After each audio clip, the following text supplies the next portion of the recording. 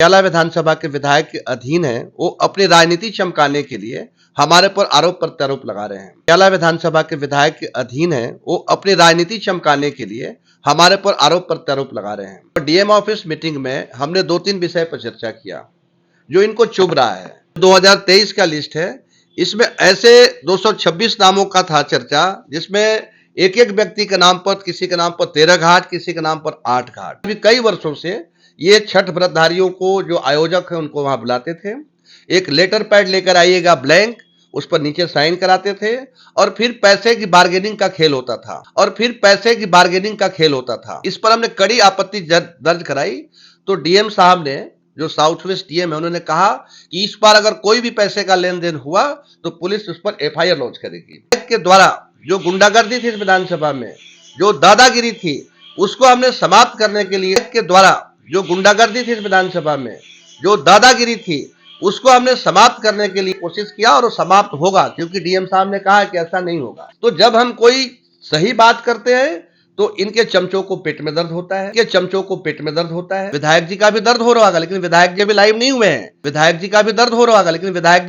हुए हैं। मैं आभार व्यक्त करता हूं छठी मैया का कि ऐसे जो लोग जो षड्यंत्र रच रहे हैं छठ के खिलाफ में, छठ को धंधा बना रखा इन्होंने, उस धंधा को राजेश ऋषि जी हमारे आए थे विधायक जनकपुरी से, उन्होंने बात कहा कि जो छठ का पैसा अगर गलत नियत रखता है तो छठी मैया उसे माफ नहीं करे। वो भी तो एक विधायक है।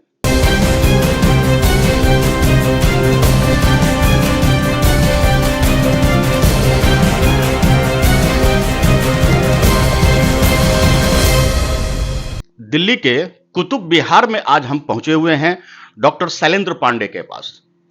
सबसे पहले हम छठ के बारे में बात करेंगे, क्योंकि आस्था के इस महापर्व पर खूब राजनीति भी होती है। पूजा है, धर्म है, तो इससे लोगों की जुड़ी आस्था अटूट है और ऐसे आस्था के महापर्व पर राजनीति अच्छी नहीं लगती।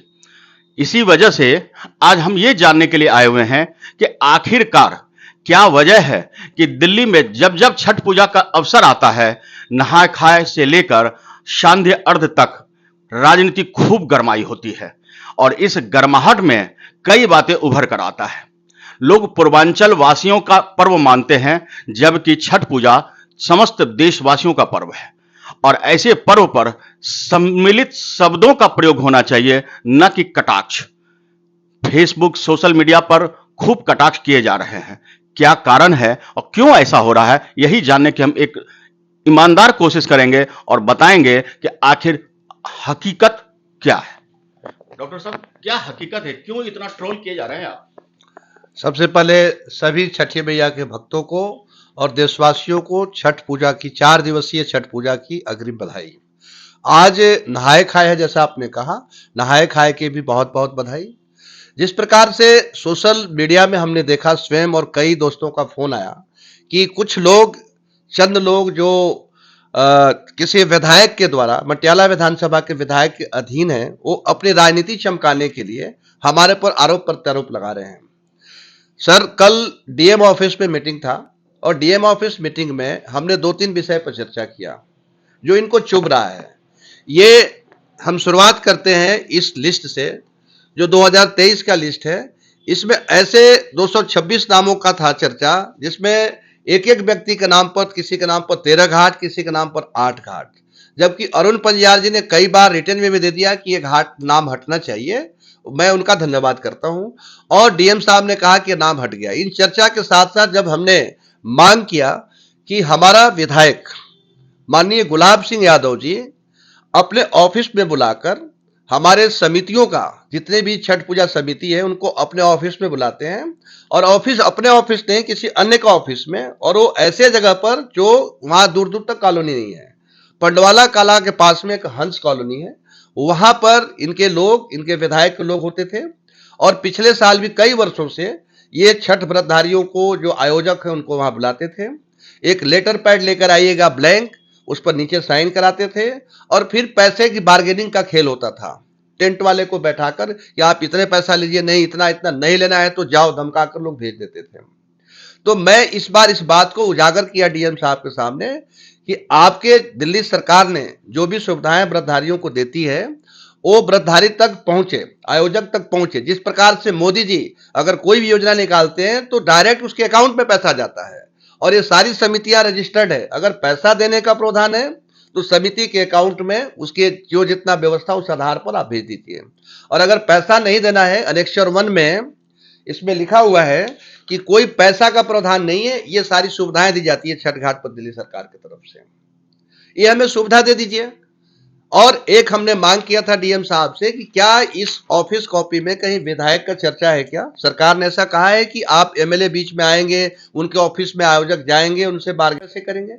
इस पर हमने कड़ी आपत्ति दर्ज कराई तो डीएम साहब ने, जो साउथ वेस्ट डीएम है, उन्होंने कहा कि इस बार अगर कोई भी पैसे का लेन देन हुआ तो पुलिस उस पर एफआईआर लॉन्च करेगी।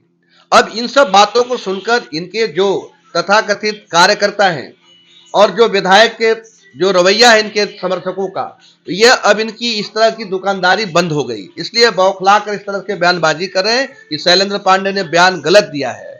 गलत नहीं दिया है, हमने मांग किया है और इस पर लोगों ने वहां पर तालियां बजाई, जितने भी समिति के लोग थे, कि आप सही करें, ऐसा होना चाहिए। साथ ही साथ हमने ये कहा कि छठ घाट पर ये जो राजनीति हो रही है, जिस प्रकार से राजनीति करे, ये पूर्वांचल आस्था का पर्व है और ये बिहार से स्टार्ट हुआ था।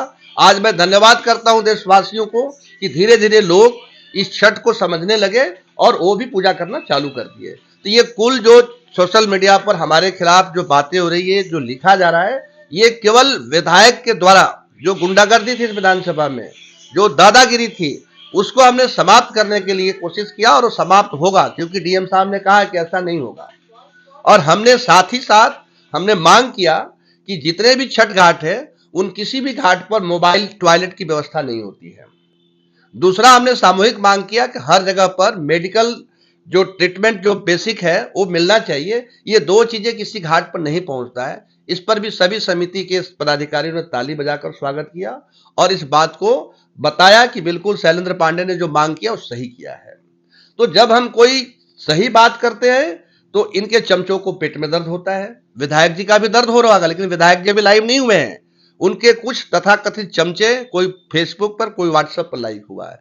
मैं आभार व्यक्त करता हूं छठी मैया का कि ऐसे जो लोग जो षड्यंत्र रच रहे हैं छठ के खिलाफ में, छठ को धंधा बना रखा इन्होंने, उस धंधा को राजेश ऋषि जी हमारे आए थे विधायक जनकपुरी से, उन्होंने बात कहा कि जो छठ का पैसा अगर गलत नियत रखता है तो छठी मैया उसे माफ नहीं करे। वो भी तो एक विधायक है, धन्यवाद के पात्र थे राजेश ऋषि जी। इसी प्रकार से हमारा अमित खड़खड़ी जो जोन का चेयरमैन है, उसने एक सूची निकाला और नजफगढ़ का विधायक और मंत्री दिल्ली सरकार का, जब मंत्री के ऐसा रवैया है कि अपने 4-5 उन्होंने नाम लिया, फलाना गहलोत, ये वो कई नाम लिया, जो छठ पूजा आयोजक के नाम पर गहलोत कहां से आ गया भाई? उन्होंने अपने ऑफिस बेरर्स का नाम दे रखा है, उसको भी हटाने का अनुरोध किया गया।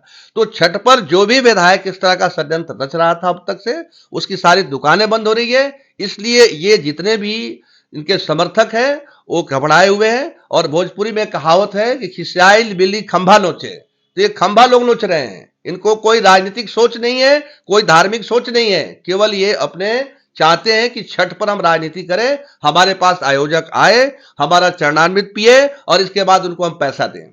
तो इसलिए हमने मांग किया, इसलिए बिलबिलाए हुए हैं।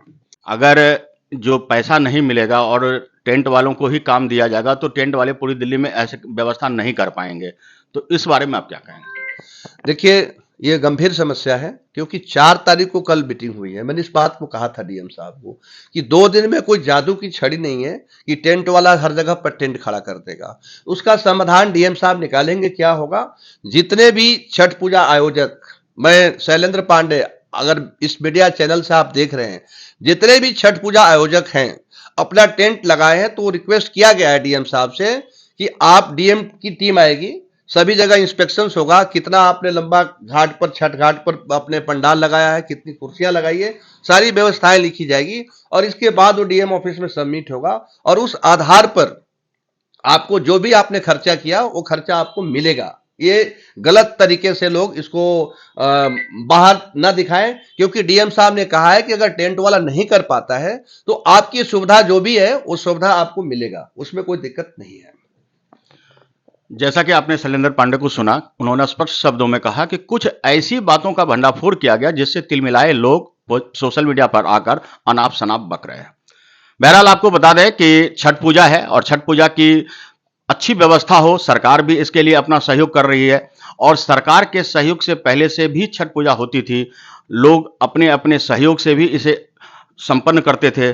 तो एक बार फिर से इस पूजा को संपन्न करने के लिए तमाम लोग आगे आ चुके हैं। आपको बता दें कि सरकार की सुविधा भी मिलेगी अगर सरकार द्वारा जो लोग इसके लिए निर्धारित किए गए हैं, अगर वो कार्य नहीं कर पाते हैं, तब भी आपके कार्यों के आधार पर आपको उसका भुगतान किया जाएगा। तो ऐसे में किसी भी प्रकार को विवाद के जन्म लेने की कोई गुंजाइश नहीं बनती है। अब देखना होगा कि इस छठ पूजा पर क्या कुछ नई राजनीति की जाती है और किस तरह छठ पूजा पर ग्रहण लगाने का काम किया जाता है। बने रहे हमारे साथ और देखते रहे अनुभवी आंखें। तो आज के लिए इतना ही। हमारे साथ बने रहिए और देखते रहिए अनुभवी आंखें न्यूज और पढ़ते रहिए अनुभवी आंखें अखबार। सोशल साइट्स, ऑनलाइन चैनल पे जाकर आप हमारे चैनल्स को देख सकते हैं, लाइक और सब्सक्राइब भी कर दीजिए। दोस्तों, आप हमसे जुड़ने के लिए अपना पासपोर्ट साइज फोटो और एक आधार कार्ड की फोटोकॉपी हमें भेज दें और हमसे जुड़ें।